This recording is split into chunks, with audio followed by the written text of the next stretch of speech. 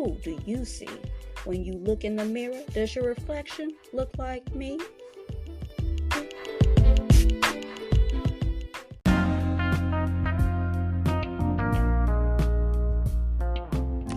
This episode contains contents from Gems of Wisdom from Black Leaders of New Thought by Unity Ministries.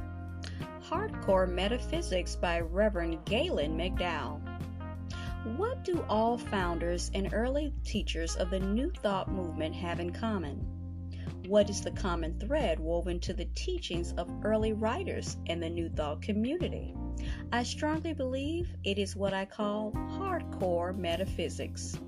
Hardcore metaphysics is New Thought, taught from its original position that humanity is God in expression and that we have the power to transform our experiences through thinking in alignment with the truth of our being. Hardcore metaphysics begins with the premise that God is the one presence and power in the universe. Hardcore metaphysics promotes the belief that humanity is a divine ideal in the mind of God.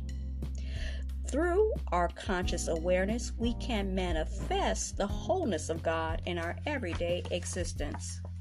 New Thought blends these ideals and teachings into a pragmatic or practical worldview that can be understood and practiced by the spiritual beginner or the advanced practitioner. Principle or personal. Sometimes we try to make God fit our limited worldview because we observe seemingly inconsistencies in the world of experience that challenge our beliefs. However, life is much bigger than our point of view, and God is a paradox. Charles Fillmore wrote, "The starting point in spiritual realization is right understanding of God, what it is. There is a paradox that God is both principle and personal. God as principle is impersonal, fundamental, truth that functions through universal law. However, God working through you as the Christ or the I am is personal to you. God as principle transcends illness, poverty, discord, and problems. Only God's truth is real in the absolute. Now, God in you guides you through your so-called problems, heals your body, leads you to success, expresses as love, manifests as joy, and provides for you when you align with the impersonal principle in mind. The impersonal becomes personal by being you and guiding you through life. Create your freedom. It's a good thing God is not like us. The universe would be in chaos. God is always life, love, wisdom, power, and substance. We express as much of God's good as we can realize and use. God lives in you. You are divine. You are a divine spiritual being made in the image likeness of God. I personally believe the divinity of humankind is the most important concept taught in New Thought. Many people have been marginalized because of race, gender, social status, religion, sexual orientation, and much more.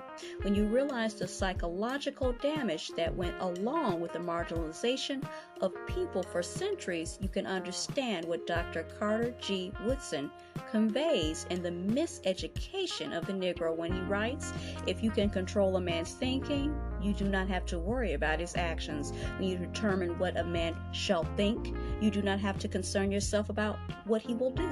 If you make a man feel that he is inferior, you do not have to compel him to accept an inferior status, for he will seek it himself. If you make a man think that he is justly an outcast, you don't have to order him to the back door. He'll go without being told. And if there's no back door, this very nature will demand one.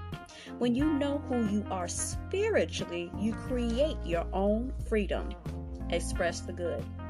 I believe New Thought must remain true to its hardcore metaphysical roots. New Thought without its roots is progressive theology without any power. There's something radically right about human beings, and we have the opportunity to teach people how to express the goodness within them. The world is waiting for our hardcore metaphysics so we can help transform human consciousness. God lives in you, and you are divine. This content was excerpted from 2 articles that first appeared in Science of Mind magazine in January and February 2019, reprinted with permission.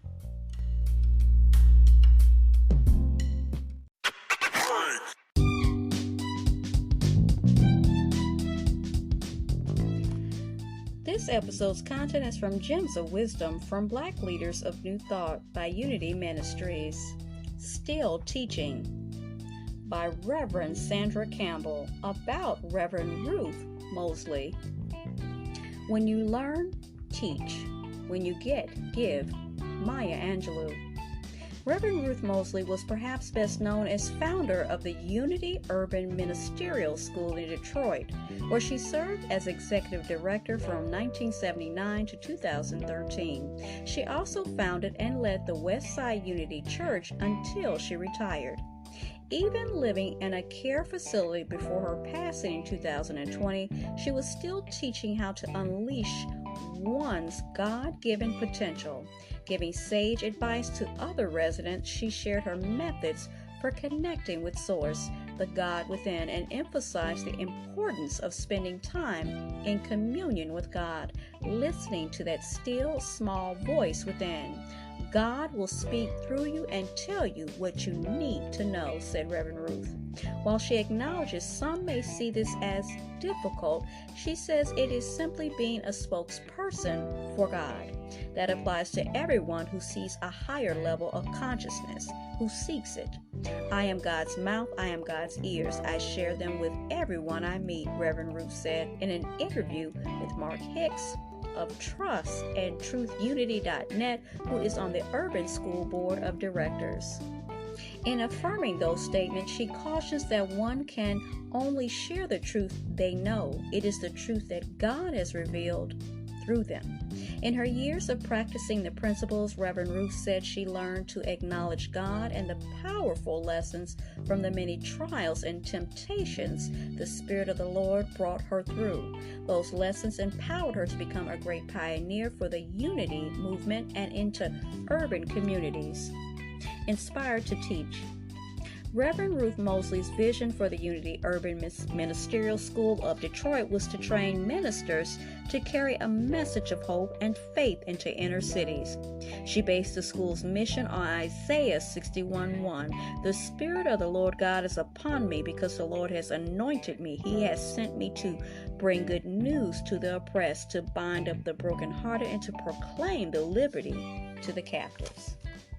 The school began as a 5-year pilot program in 1979 to reach those committed to living the principles of Jesus Christ as taught by Unity School of Christianity. It was not intended to be a shortcut to becoming a Unity minister. It was intended to assist potential ministers who were not in a position to attend Unity School of Christianity at Unity Village, Missouri. And it was intended to attract more African American ministers to Unity, spreading the word. Since its inception in 1979, some 200 students have attended the urban school, and nearly all have become licensed and ordained Unity ministers. Unity Urban Ministerial School continues to operate on campus and for the past decade online. This community, built on a dream and a commitment by Reverend Ruth M. Mosley, has a long-standing history and legacy that continues to bring out the best in the Unity movement.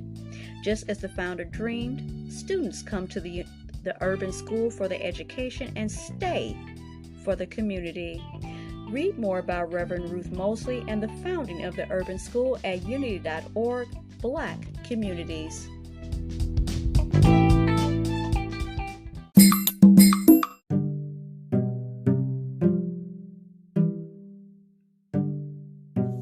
You were just listening to Teachable Moments with April podcast. I truly hope you enjoyed this episode. We invite you to stay connected with us on the other social media platforms of ours, which is TikTok, Pinterest, Instagram, Threads, and YouTube. Also, we'd like to invite you to check out our official podcast landing page on podpage.com/teachable moments with April to see all our content in one place. and leave personal messages, feedback, and more.